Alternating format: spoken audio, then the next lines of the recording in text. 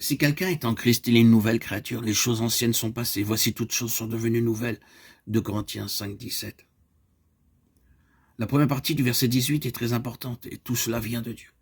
Il ne dit pas si quelqu'un est chrétien, mais si quelqu'un est en Christ, il est une nouvelle créature. Si quelqu'un est en Christ, les choses anciennes sont passées. Voici toutes choses sont devenues nouvelles.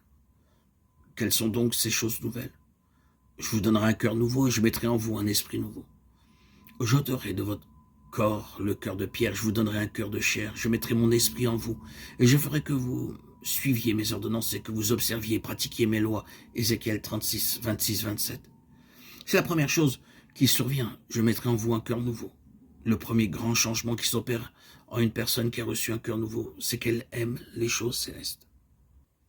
La deuxième chose que Dieu nous donne, c'est une bonne conscience. Toutes les souillures causées par des pensées et des actions pécheresses doivent être lavées par le sang de mon Seigneur. Cela se vérifie par la hardiesse et la liberté que nous avons dans sa présence. Hébreux 4,16 déclare « Approchons-nous donc avec assurance du trône de la grâce afin d'obtenir miséricorde et de trouver grâce pour être secourus dans nos besoins. » Ne crains point, petit troupeau, car votre Père a trouvé bon de vous donner le royaume. Luc 12, 32.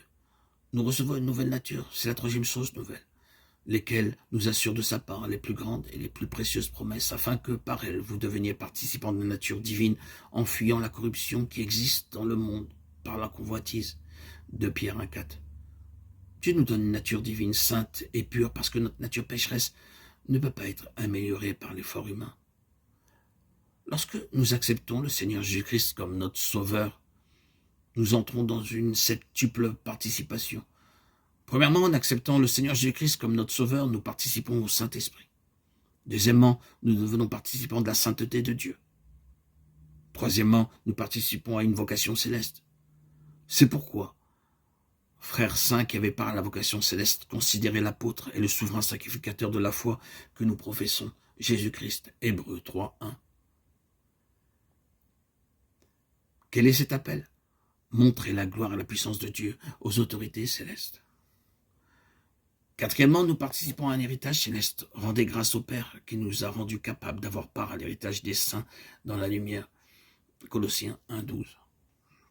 Cinquièmement, nous participons à la gloire céleste.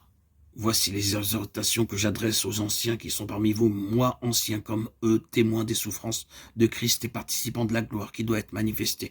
1 Pierre 5, 1. Sixièmement, nous sommes participants du Seigneur lui-même, participants de tout ce qu'il a.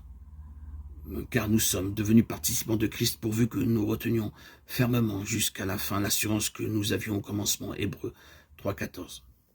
Et septièmement, nous devenons participants de la nature divine. Nous entrons alors dans cette septuple participation spirituelle en acceptant Christ.